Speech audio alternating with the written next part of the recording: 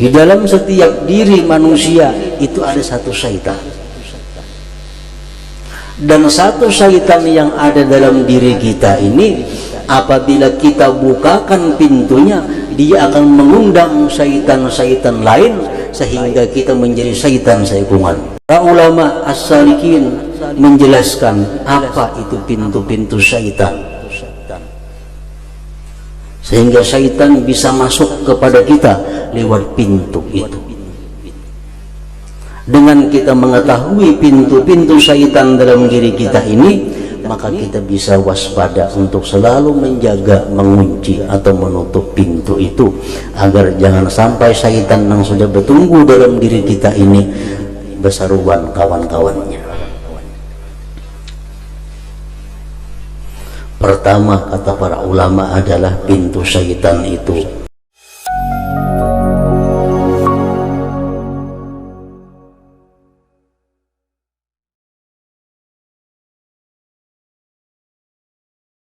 para muhibbin rahimakumullah, itulah sebagian daripada keutamaan-keutamaan bagi surat Yasin ini. Surat Yasin sebagaimana surat yang lainnya banyak mengandung petunjuk, banyak mengandung arahan Allah kepada kita. Di antaranya di dalam surat Yasin Allah berfirman, alam a'had ilaikum ya bani adam an la ta'budu syaitan innahu lakum aduwwum mubin. Ayat 60. Wa an i'buduni hadza siratun mustaqim wa laqad adalla minkum jibilan katsira afalam takunu ta'qilun. Salah satu Allah memberikan petunjuk kepada kita di dalam surat Yasin. Adakah tidak aku perintahkan kepada kamu wahai manusia, bahwa jangan sekali-kali menyembah syaitan, jangan sekali-kali taat dan patuh kepada syaitan. Sesungguhnya syaitan itu adalah musuh yang nyata. Dan hendaklah kalian menyembah aku, taat kepadaku, firman Allah. Inilah jalan yang lurus. Sungguh telah menyesatkan syaitan itu daripada kalian orang-orang terdahulu yang banyak. Generasi-generasi dahulu banyak yang disesatkan oleh syaitan. Afalam takunu ta'qilun, apakah kalian tidak memikirkan itu? Ini salah satu di antara petunjuk Allah di dalam surat Yasin kepada kita, bahwasanya jangan sekali-kali kita menyembah syaitan, jangan sekali-kali menuruti permintaan syaitan, karena syaitan itu adalah musuh kita. Para muhibbin rahimakumullah, di dalam setiap diri manusia itu ada satu syaitan. Dan satu syaitan yang ada dalam diri kita ini, apabila kita bukakan pintunya, dia akan mengundang syaitan-syaitan lain sehingga kita menjadi syaitan saikungan. Bila kita bukakan pintunya, membawaannya dengan kawan-kawannya, sehingga mata kita ada syaitannya, telinga kita ada syaitannya, mulut kita ada syaitannya, tangan kita ada syaitannya, semua tubuh kita diisi oleh syaitan. Kalau kita buka pintu syaitan, para ulama as-salikin menjelaskan apa itu pintu-pintu syaitan, sehingga syaitan bisa masuk kepada kita lewat pintu itu. Dengan kita mengetahui pintu-pintu syaitan dalam diri kita ini, maka kita bisa waspada untuk selalu menjaga, mengunci atau menutup pintu itu, agar jangan sampai syaitan yang sudah bertumbuh dalam diri kita ini berseruan kawan-kawannya. Pertama, kata para ulama, adalah pintu syaitan itu al-ghadabu, marah. Di saat kita marah, berarti kita membuka pintu syaitan. Syaitan akan masuk kepada kita lewat pintu ghadab, marah. Nah, kita lihat di orang marah, mun kita kada suah marah, mun kita suah marah, ingatakan kita suah marah macam apa? Kada tahu kuitan, kada tahu paguruan, kada tahu orang tua, kada tahu siapa juga pun, kalau kita marah, tidak ada orang yang terhormat di hadapan orang yang marah. Kenapa? Karena dirinya sudah dipenuhi oleh syaitan. Al-ghadab pertama adalah marah.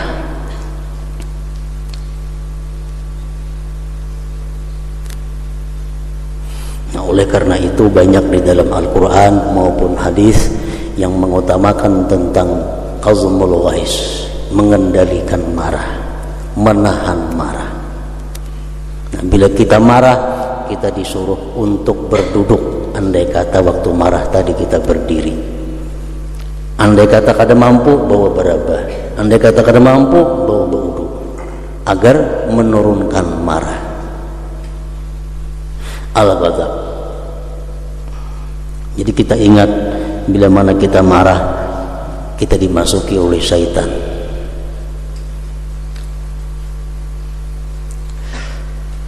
Yang kedua pintu syaitan adalah al-hasad, iri dengki. Kalau kita sudah dengki kepada seseorang, kita buka pintu ngarannya untuk kedatangan syaitan-syaitan. Kenapa sebabnya? Karena orang yang dengki itu bisa menggibah terhadap orang yang didengkinya, bisa memfitnah kepada orang yang didengkinya, bahkan bisa membunuh kepada orang yang didengkinya. Kenapa? Karena dia telah membuka syaitan masuk ke dalam dirinya. Qabil dengan Habil membunuh kakak dengan adik. Kenapa? Karena dengki bahwa adiknya mendapat satu kenikmatan dari Allah Subhanahu wa ta'ala. Nah, di saat kita sakit hati apabila saudara kita mendapat nikmat, di saat kita sakit hati kalau saudara kita mendapat kelapangan dari Allah, berarti kita membuka diri untuk dimasuki syaitan.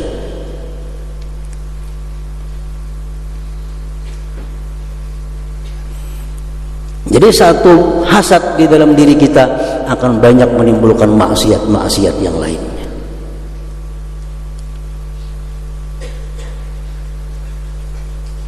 Makanya ada hadis yang mengatakan, yang artinya bahwa dengki itu adalah membakar kebaikan kita, sebagaimana membakarnya api akan kayu yang kering. Dengan sebab hasad kita menggibah orang yang kita dengki. Dengan gibah amal ibadah kita ditolak oleh Allah. Yang ketiga, pintu syaitan itu akan terbuka apabila kita hubbut tazayyun, suka berhias. Orang ini katuju beraksi, baik bini-bini atau laki-laki. Bila dalam diri kita ada katuju berhias, berarti kita membuka pintu syaitan. Laki-laki memakai emas, kenapa sebabnya? Ketujuh beraksi. Rambut nang putih disamir jadi hirang, kenapa? Ketujuh beraksi. Bulu mata nang kada lantik dilantiki, kenapa? Ketujuh beraksi. Kaning nang ada dihapus diubah lawan pulpen bahasa, kenapa? Karena ketujuh beraksi. Nah, semuaan itu adalah maksiat-maksiat yang didatangkan oleh syaitan yang masuk ke dalam diri kita. Akibat asal muasalnya dia masuk kepada kita lewat pintu hubbut tazayyun, suka berhias. Yang keempat adalah tamak. Tamak. Di saat kita tamak, kita akan menjelma menjadi syaitan. Kita akan menjelma menjadi syaitan. Orang yang tamak ini orang yang kadang merasa cukup dengan yang ada. Akibatnya tamak apa? Bisa mencuntan, bisa merampok, bisa mengakat, tanah orang, bisa mengambil hak orang lain, bisa kadang membayar zakat. Karena apa? Karena merasa yang ada ini belum cukup. Papalingan dari kanaah.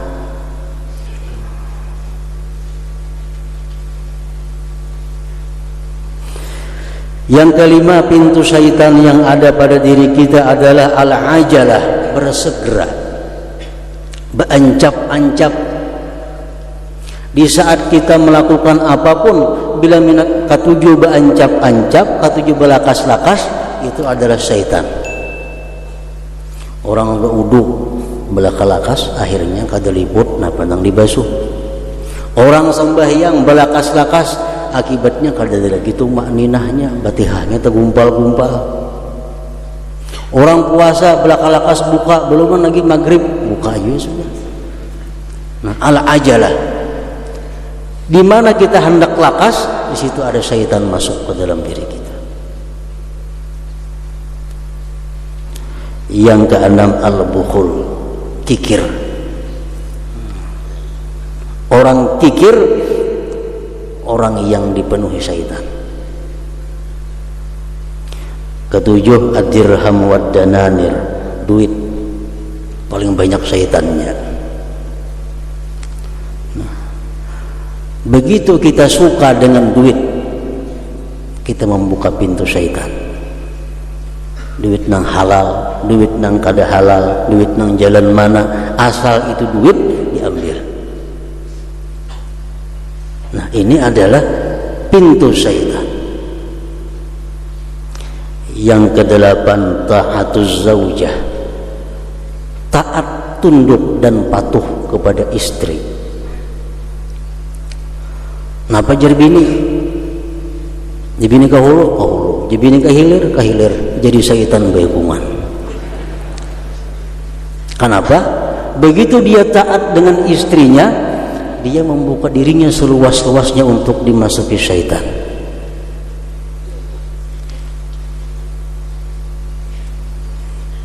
Ta'atu zawjah. Al-Imam Al-Hasan Al-Basri mengatakan, wallahi ma asbaha rajulun yuti'u imra'atahu fima tahwa illa kabbahu Allah bin nar. Demi Allah, bersumpah Hasan Al-Basri, demi Allah, tidaklah seorang laki-laki itu mentaati istrinya pada tiap-tiap yang dikehendaki istrinya, melainkan dia masuk ke dalam neraka. Kenapa sebabnya? Karena bini-bini itu mereka diberi Allah akal lebih kurang daripada laki-laki. Mestinya laki-laki yang menjadi pemimpin, laki-laki yang menjadi ikutan, karena akalnya lebih sempurna daripada bini-bini. Dikabalik, nang akal sempurna, akal lebih banyak, tunduk kepada orang yang nafsunya lebih banyak. Di saat kita sami'na inggih lawan bini, di situ ada syaitan yang masuk ke dalam diri kita. Ingat kisah Bal'am bin Ba'ura, aulia Allah sangat besar di masanya. Dia terjerumus sehingga mati dalam keadaan su'ul khatimah. Kenapa sebabnya? Karena taat dengan istrinya, karena patuh dengan istrinya. Aulia, apalagi nang kada aulia taat lawan bini. Orang wali yang besar, tapi karena dia selalu taat kepada bininya, akhirnya su'ul khatimah. Apalagi jabat, pedagang, awam, taat dengan bini. Binian yang tersinggung ini, nah yang sarik ke binian ini supaya baik, artinya. Kenapa sebabnya? Karena kata Rasulullah sudah mengatakan bahwa perempuan itu adalah mabkhalah. Perempuan ini bikin bakhil laki-laki. Kebanyakannya artinya, bukan semuaan kada. Nabi bicara yang kebanyakannya. Umumnya perempuan itu bikin kikir. Jarang ada perempuan yang wakaf sejuta, jarang. Walaupun saling sugihan orangnya, jarang. Kenapa? Kebanyakan kikir. Umumnya. Kalau laki-laki ini taat kepada istrinya, berarti laki-laki itu sudah membuka dirinya dimasuki oleh syaitan tadi. Ta'atuz zaujah. Yang kesembilan, ilmu hakikah. Ilmu hakikat ini banyak syaitannya. Begitu kita belajar ilmu hakikat, padahal kita belum sampai saatnya, ilmu syaitan yang kita dapatkan. Ilmu syaitan yang kita dapatkan. Jadi di sekeliling ilmu-ilmu hakikat itu banyak syaitannya. Dia selalu menarik manusia yang belum sampai kepada kedudukannya untuk belajar ilmu hakikat, agar kada sembahyang lagi, agar kada puasa lagi, agar segala pun orang ya ampun seorang.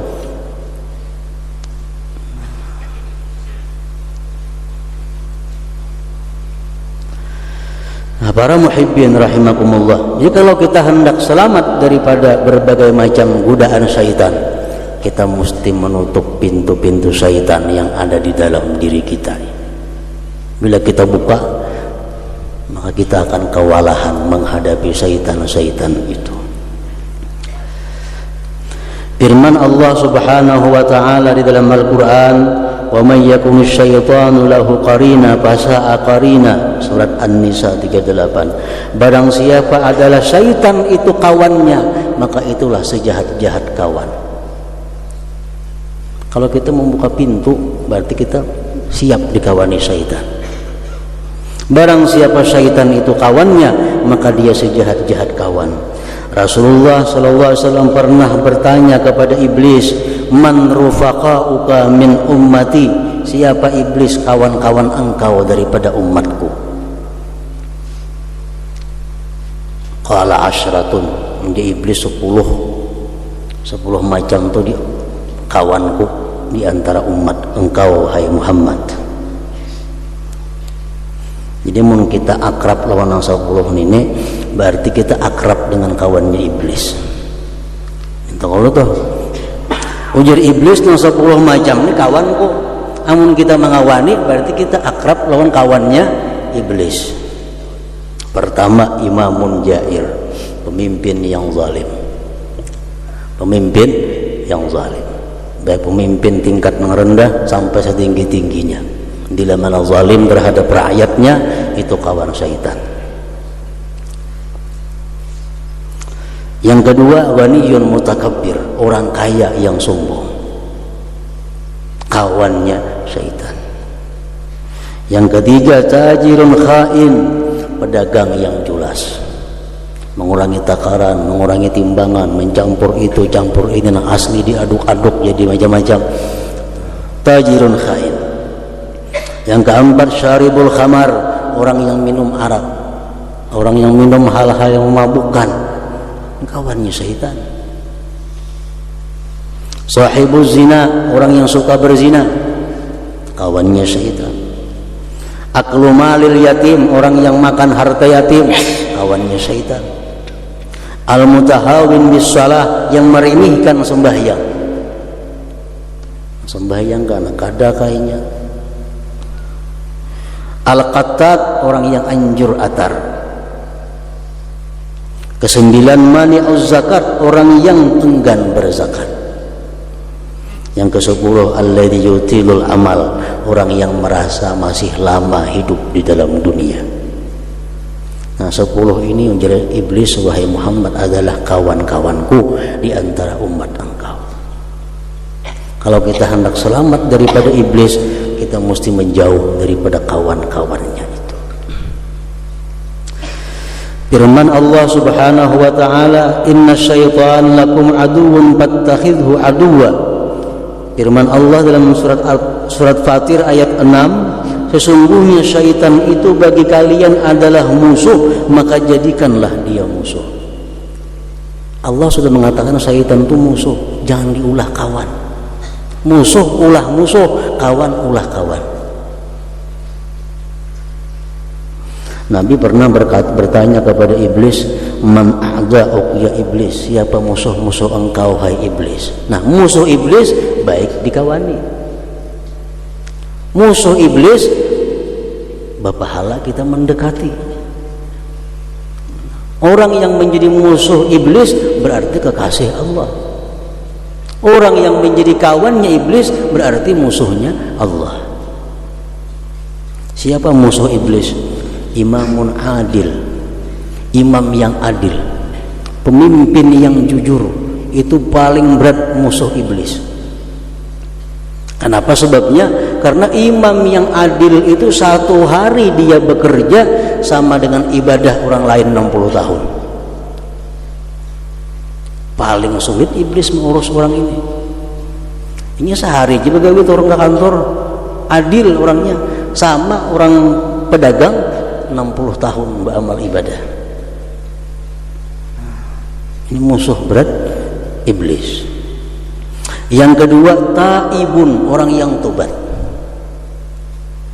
Nah, kita berbuat dosa, tobat, kalah bandanya iblis itu.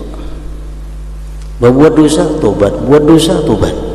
Setiap kali kita tobat, kita adalah orang yang paling dibenci, dimusuhi oleh iblis. Jadi iblis hendak mencelakakan kita melalui dosa-dosa yang kita lakukan. Dengan adanya tobat, dihapus Allah dosa kita. Nah, orang yang tobat adalah musuhnya syaitan atau iblis. Katsirus sadaqah, orang yang suka bersedekah, musuhnya iblis. Kenapa? Inna sadaqah tutfi'u ghadabar rabb. Sedekah itu memadamkan marahnya Allah. Orang ini dimarahi Allah, dimurkai Allah, iblis senang. Begitu dia bersedekah banyak, Allah jadi ridha, Allah jadi senang kepada orang itu. Nah, banyak bersedekah itu adalah musuhnya iblis. Karena sedekah itu memadamkan kemarahan atau kemurkaan Allah Subhanahu wa taala. Antara lain lagi iblis menyebutkan musuhnya adalah qaimun bil lail, orang yang bangun malam hari beribadah kepada Allah Subhanahu wa taala. Nah, para muhibbin rahimakumullah, jadi ayat ini memberikan petunjuk, memberikan arahan kepada kita agar kita jangan dekat, jangan taat, apalagi menyembah kepada syaitan, dan kita mesti menjauhkan diri daripada kawan-kawan syaitan itu. Dan kita hendaklah mendekat, menjalani atau taat patuh kepada Allah Subhanahu wa taala, karena itulah siratul mustaqim, jalan yang lurus. Kita berharap kepada Allah Subhanahu wa taala agar kita selalu ditolong, dibantu untuk menghadapi godaan-godaan daripada syaitan.